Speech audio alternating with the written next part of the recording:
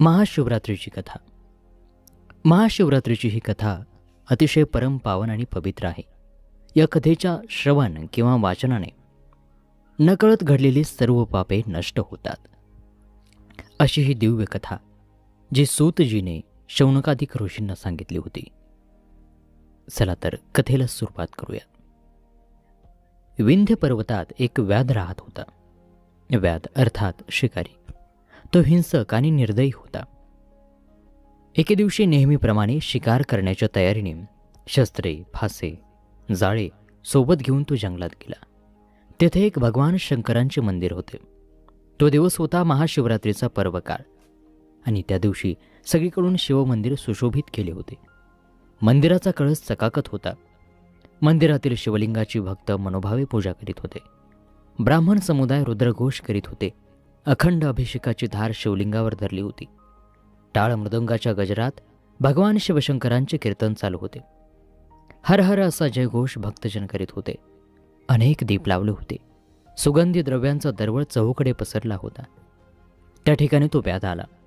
त्याने ते सर्व वातावरण पाहिले आणि सर्व प्रकाराची टिंगल करून तो तेथून शिव हर हर असे वेडावून पुढे दाट जंगलात चालला. चेष्टेमध्ये त्याच्या जिभेला शिवशिव म्हणायची सवय लागली. तो दाट जंगलामध्ये शिरला. संध्याकाळपर्यंत त्याला कोणत्याही प्राण्याची शिकार काही मिळाली नाही. सूर्यास्तानंतर जंगलामध्ये दाट काळोख पसरला. आकाशात चांदण्या चमचमत होत्या. फिरत फिरत तो व्याध एका सरोवराच्या तीरावरती आला. तेथे एक बेलाचा वृक्ष होता. शिकारीसाठी ती योग्य जागा आहे असे वाटून तो त्या वृक्षावरती चढून बसला. आकर्ण धनुष्य ओढून त्यावरती बाण लपवून तो येणारे सावजाचे लक्ष शोधू लागला. परंतु त्याच्या डोळ्यापुढे बेलाच्या वृक्षाच्या डहाळ्या येत होत्या. त्यामुळे त्याला काही नेम साधता येईना. तेव्हा त्याने फांदीवरील बेलाची पाने तोडून खाली टाकायला सुरुवात केली. त्या बेलाच्या वृक्षाखाली ब्रह्मदेवाने स्थापन केलेले एक शिवलिंग होते. त्यावर बेलाची तोडलेली पाने पडू लागली आणि अशा तऱ्हेने व्याधाकडून नकळत शिवरात्रीचे व्रत घडले होते. त्याला उपवास जागरण घडले होते. त्याच्या जिभेला हर हर म्हणण्याचा चाळा लागला होता आणि शिवलिंगावर वरतून बेलाची पाने पडून पूजनही घडत होते. रात्रीचा एक प्रहर उलटून गेला. त्या सरोवराच्या काठी एक गर्भिणी सुकुमार अशी हरिणी पाणी पिण्यासाठी आली. तिला दुरूनच दिसले की साक्षात मृत्यूचे रूप घेऊन व्याध आपल्यावरती बाण रोखून बसला आहे. तेव्हा ती मनुष्यवाणीने व्याधाला म्हणाली, हे महापुरुषा, एक रथ भरून छोटे जीव मारले तर एक हरिण वधाचे पातक, 100 हरिण वधले तर एका बैलाच्या हत्येचे पातक, 100 बैल मारले तर एका गोहत्येचे पातक, 100 गोहत्या केल्या तर एका ब्राह्मणाच्या वधाचा दोष, 100 ब्राह्मण वधाचे पातक म्हणजे एक स्त्रीवध आणि 100 स्त्रियांच्या हत्येचे पाप एका गुरुहत्येच्या पापापेक्षा शतपट असते. तरीही माझा अपराध नसताना तो माझ्यासारख्या गर्भिणीला मारू नकोस. माझ्या उदरातील निष्पाप कोवळ्या जीवाचा वध करून दोष घेऊ नकोस. मनुष्यवाणीने बोलणाऱ्या त्या हरिणीला पाहून व्याधाला आश्चर्य वाटले. तो म्हणाला, मनुष्यवाणीने बोलून ती एवढे शास्त्र कसे काय सांगतेस? माझ्या कुटुंबातील लोक माझ्यावर उदरनिर्वाहासाठी अवलंबून आहेत. ते आज दिवसभर माझ्यासारखेच उपाशी आहेत. तरीही सुद्धा माझ्या अंतःकरणात तुझ्याविषयी करुणा उत्पन्न झाल्यामुळे तू पूर्वी कोण होतीस, तुला एवढे ज्ञान कुठून मिळाले, ते सर्व काही मला सांग. हरिणींनी बोलायला सुरुवात केली. ती म्हणाली, पूर्वी देवदानवांनी मिळून केलेल्या समुद्र मंथनांमधून जी 14 रत्ने निघाली त्यात मी एक रंभा नावाची अप्सरा रत्न म्हणून निर्माण झाले. माझ्या रूपावर देव ऋषी अनुरक्त झाले. त्याचे मनोरंजन करणे माझे काम होते. स्वर्गातील दिव्य भोग भोगून सौंदर्याने उन्मत्त होऊन मी शिवभजन, शिवरात्र, सोमवार, प्रदोषव्रत वगैरे सर्व काही सोडले. अमृतपान सोडून मद्यपान करू लागले. देवाचा संग सोडून हिरण्य नावाच्या दैत्याजवळ राहू लागले. एकदा तो दैत्य मृगयेसाठी दूरवर अरण्यात गेला. हे पाहून मला वाटले की या वेळात श्रीशंकरांचे दर्शन घेऊन यावे आणि म्हणून मी कैलासावर गेले. मला पाहताच भगवान शंकर क्रोधित झाले. माझ्याकडून घडलेल्या अपराधाची शिक्षा म्हणून त्यांनी मला शाप दिला की तू अत्यंत पापिनी असलेले मृत्यूलोकात हरिणी होऊन जन्म घेशील. तुझ्या सख्यांनाही हाच जन्म मिळेल. हिरण्य राक्षस मृग होऊन तुमचा पती होईल. तो शाप ऐकून मी भयभीत झाले आणि श्रीशंकरांच्या चरणी क्षमायाचना करून व शाप देण्याची विनंती करू लागले. तेव्हा त्या दयाळू भोळ्या शंकराने मला उशाप दिला. 12 वर्ष पूर्ण झाल्यावर तुम्ही तात्काळ माझ्या चरणी याल. त्याप्रमाणे मला मृगयोनीत जन्म मिळाला. मी गर्भिणी असल्याने प्रसूती काळ जवळ आला आहे. तेव्हा मी ठिकाणावर जाऊन गर्भ ठेवून येते. त्यानंतर तू माझे प्राण घेतले तरी चालतील. व्याध म्हणाला, तुझ्या गोड बोलण्यावर माझा विश्वास नाही. खोटे बोलून हर तऱ्हेने प्राण वाचवावा हे प्राण्यांनाही कळते. तेव्हा तू महापापांचे उच्चारण करून शपथ घे, मग मी जाऊ देतो. त्यावर हरिणी म्हणाली, मी जर खोटं बोलत असेल तर ब्राह्मण कुळात उत्पन्न होऊन जो मनुष्य वेदशास्त्र शिकत नाही, संध्या करीत नाही, सत्य आणि पावित्र्य याच्यापासून वर्जित असतो, त्याचे पातक माझ्या माथी पडो. वेदांची विक्री, परपीडा, दानात विघ्न, गुरु, विष्णू, शिव यांची निंदा करणाऱ्यांचे, यतीची निंदा, द्वैतमताचा प्रचार करणाऱ्याचे, त्याप्रमाणे देवळात पुराण ऐकताना पान चघळणारे, देवळात स्त्रीबरोबर व्याभिचार करणाऱ्याचे पाप मला लागू, असं ती म्हणाली.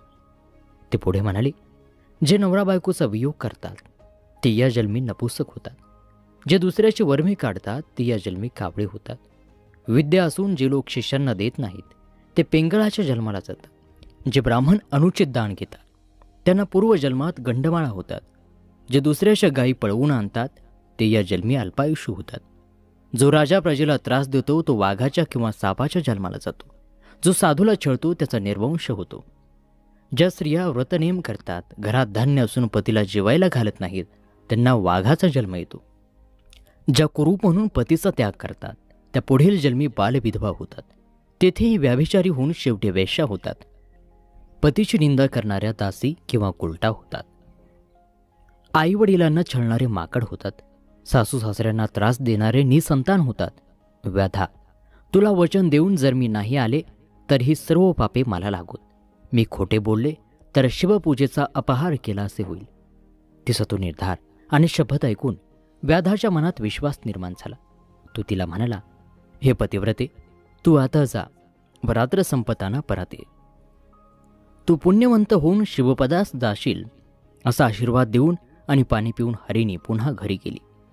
व्याध पुन्हा बेलाचे पाणी तोडून खाली टाकू लागला. आता 2 प्रहर रात्र सरली, दुसरी पूजा झाली आणि व्याधाचे 7 जन्मीचे अर्धे पाप जळून गेले. व्याध शिवस्मरण करीत होता. त्याची त्याला गोडी लागली होती. हरिणीच्या मुखातून निरूपण ऐकल्याने त्याला जागरणही झाले होते. त्यावेळी दुसरी एक हरिणी तिथे आली आणि पाणी पिऊ लागली. तिला पाहून व्याधाने धनुष्यबाण सज्ज केले. ते पाहून हरिणी म्हणाली, व्याधा, माझ्यावरती दया कर. पतीला भेटण्याची मला ओढ लागली आहे. ती माझी इच्छा पूर्ण होऊ दे. मी पुन्हा परत येईल. तिला मनुष्यवाणीतून बोलताना व्याधाला नवल वाटले. ही हरिणीसुद्धा ज्ञानी दिसते असा विचार करून तुम्हाला सर्व शास्त्रार्थ माहीत आहे, तुमचे जीवन धन्य आहे, तेव्हा शपथ घेऊन जा, असं तो म्हणाला. त्यावर ती हरिणी म्हणाली, मी असत्य बोलत असेन तर विहीर, तळे, सरोवर, देवाचे मंदिर भग्न करणारा, गुरुची निंदा करणारा, मद्यपी, दुराचारी, युद्धातून पळून जाणारा क्षत्रिय, दुसऱ्याच्या उपजीविकेचे साधन नष्ट करणारा, ग्रंथाची, वेदशास्त्राची निंदा करणारा, संत भक्त यांचा द्वेष करणारा, हरिहर चरित्राचा अवहेर करणारा, दुराचारी, दुष्ट स्त्री या सर्वांची पापे मला लागून. व्याधा, आपला मुलगा, आपली सून सौजन्याने वागत असताना सुद्धा जे त्यांना उगाच छळतात ते कुरूप आणि दरिद्री होतात. आपसात वैर करणारे भाऊ मासे होतात. गुरुचे दोष करणारे संपत्तीहीन होतात. वाटसरूची वस्त्रे लुटणारे अतिशूद्र होऊन प्रेतवस्त्रे वापरतात. तपस्वी म्हणून अनाचार करणारे सुरवंट होतात. कन्या विक्रय करणारा हिंस्र प्राणी होतो. पतिव्रतेला छळणाऱ्यांचे घर फुटते. ब्राह्मण असून मद्य विकतो, प्राशन करतो, तो नाश पावतो. ब्राह्मणाचा अपमान करणारा ब्रह्मराक्षस तर उपकार न स्मरणारा क्रमी होतो.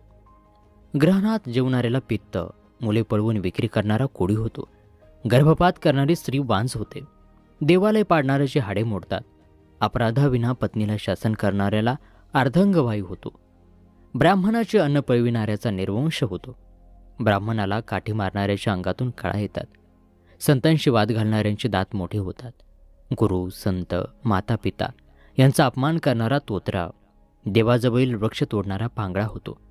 सुतकातले अन्न खाणारा रोगी होतो. एकटाच सुगंधी द्रव्य वापरतो, त्याच्या अंगाला दुर्गंध येतो. ब्राह्मणाचे कर्ज बुडवणारा अल्पायुष्य होतो. झाडाची सावली नष्ट करणारा निराधार होतो. ब्राह्मणाचे ऋण बुडवितो तो भिकारी होतो. पुत्रद्वेषी, गरिबाची लग्न मोडणारा निसंतान होतो. मातापित्याचा छळ करणाऱ्याचा कार्यनाश होतो. एकाच देवाची भक्ती आणि इतर देवाची निंदा करणाऱ्याला कमी मुले होतात. गोवध करणाऱ्याला कर्कश बायको मिळते. बैलाला मारणाऱ्यास मूर्ख पुत्र होतो. आपल्या गुरुचा त्याग करणारा अल्पायुष्य होतो.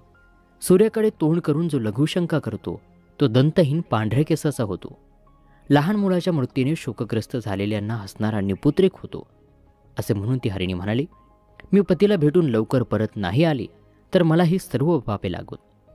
व्याध तिला म्हणाला, ठीक आहे, तू फार ज्ञानी दिसतेस. घरी जाऊन लवकर परत ये. त्यानंतर एक हरिण पाणी पिण्यासाठी सरोवराकाठी आले. त्याच्यावर शरसंधान करताच तो व्याधाला म्हणाला, व्याधा, माझ्या पतिव्रता स्त्रियांना मी विचारून येतो. तुला दिलेले वचन मी नाही पाळले तर कीर्तनात विघ्न आणणाऱ्यांचा निर्वंश होतो. शूद्र ब्रह्मकर्म करणारा नरकात जातो. तीर्थयात्रेत विघ्न आणणाऱ्याच्या अंगावरती जखमा होतात, तोही नरकात जातो. आईवडिलांचा द्रोह करणारे व्याधीग्रस्त होतात, पिशाच्य होतात. गुरुद्रोही भूतयोनीत जातो. भरपूर जेवण घेणाऱ्या सदृढ ब्राह्मणांना असणाऱ्याला अन्न बेचव लागते. देवळे पाडणारा, भगवान शंकरांची पिंडी फोडणारा, देवाची उपकरणे अलंकार चोरणारा पंडुरोगी होतो. मित्रद्रोह, आईवडील गुरु यांची हत्या, विश्वासघात, गायी ब्राह्मणांच्या वरील मृत्यूसंकट सामर्थ्य असून निवारण करीत नाहीत. ब्राह्मणाला बाहेर थांबून घरात पक्वान्य भक्षण करतात. सोयऱ्याची प्रार्थना करतात, त्यांना संग्रहणी पोटसूळही दुखणी होतात. पंचयज्ञ न करणारे, ब्राह्मणाचे घरे जाळणारे, गरिबीला वाटेत लुटणारे, संतांचा अपमान करणारे, गुरुला छळतात, त्यांची परीक्षा घेतात, त्यांच्यावर आरोप करतात, ती माणसे निपुत्रिक राहतात. शिवकीर्तन न ऐकणारे कर्णपीडित होतात. बडबड करणारे बेडूक होतात. शिवकीर्तनात झोपणारा साप होतो. वाद घालणारा पिशाच्य होतो. अशा तऱ्हेची अनेक पापे मी जर वचनभंग केला तर माझ्या माथी पडोत. व्याधाला आता शिवनामाची फार गोडी लागली होती. त्याचा कंठ दाटून आला. डोळ्यातून अश्रू उघळू लागले. बेलाची पाने खोडून तो खाली टाकत होता. शिवपूजन घडतच होते. रात्रीचे 4 प्रहर शिवजागर झाला. रात्र संपली. अरुणोदय झाला. तेवढ्यात तिसरी हरिणी आली. आपण हिला तरी मारावे असा विचार व्याधाच्या मनात आला. तोच हरिणी मनुष्यवाणीने बोलू लागली, व्याधा, तू मला मारू नकोस. घरी माझे बाळ आहे. त्याला स्तनपान देऊन मी परत येते. मी वचन मोडले तर मला अनेक महापापे लागतील. आता ही कोणता शास्त्रार्थ सांगेल अशा कुतूहलाने व्याधाने तिला, तू काहीतरी शपथ घेऊन जा असे म्हटले. हरिणी म्हणाले, गवत जाळणारा, गावाला आग लावणारा, गोब्राह्मणांचे पाणी अडविणारा क्षयरोग होतो. ब्राह्मणाचे घरे हिसकावतात, त्यांची पूर्वज रवरव नरकात पडतात. आई मुलगा, पतीपत्नीमध्ये भांडणे लावणारे, देव ब्राह्मण यांना वंदन न करणारे, कठोर बोलणारे, त्यांचे हातपाय यम तोडतात. चोरटी नजर ठेवणाऱ्यास नेत्ररोग, पुस्तके चोरणारा मुका होतो. भक्ताची निंदा करणारे मुखाचे रोग भोगतात. आईवडिलांना ताडण करणारे लुळे होतात. कृपण सर्प होऊन धनाचे रक्षण करतो. यतेला भिक्षा न घालणारा शिवाच्या कोपाला बळी पडतो. संतती संपत्तीला मुकतो. जेवणावरून ब्राह्मणाला उठविणे सर्वात मोठा अधर्म आहे. पारधी हरिणीला सद्गदित होऊन म्हणाला, तू निशंकपणे घरी जाऊन तुझ्या पाडसाला स्तनपान देऊ नये. त्या हरिणीपैकी पहिली हरिणी प्रसूत झाली. दुसरीने पतीची भेट घेतली. मग हरिण आणि 3 हरिणी व त्यांची पाडसे व्याधाकडे आली.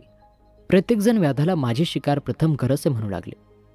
त्यांची ती बोलणे ऐकून परस्परावरील प्रेम, त्यामागची भावना, व्याधाच्या अंतःकरणात करुणा उत्पन्न झाली. तो झाडावरून उतरून खाली आला आणि हरिणींच्या पाया पडला. तो म्हणाला, तुमच्या मुखातून निरूपण ऐकून माझे जीवन पावन झाले. आता तुम्हीच माझे मातापिता आणि गुरु आहात. संसार लटका आहे. शिवपदी पोहोचण्याची मला ओढ लागली आहे.